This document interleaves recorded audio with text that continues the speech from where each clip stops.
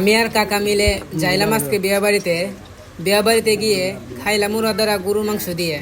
Hello guys, আসসালামু আলাইকুম। আজকে হচ্ছে গিয়ে গসনগর একটি বিয়ার দাওয়াত খেতে যাচ্ছি আমি আর কাকা মিলে। তো ঘর থেকে বাইর হয়ে চলে যাচ্ছি বিয়ে বাড়িতে। এখন আছি আমি রাস্তার মধ্যে যাইতে যাইতে চুলের মধ্যে একটু ফুংপাং করলাম আপনাদেরকে দেখানোর জন্য। তো হাঁটতে হাঁটতে চলে আসলাম বন্ধের লাইলের মধ্যে। তারপরে লাইলে দিয়ে হাঁটতে হাঁটতে চলে যাচ্ছি বিয়ে বাড়িতে যাইতে গিয়ে দেখি এই যে একটি এই আকাম দিয়ে বিয়ে বাড়িতে যাইতে হয়।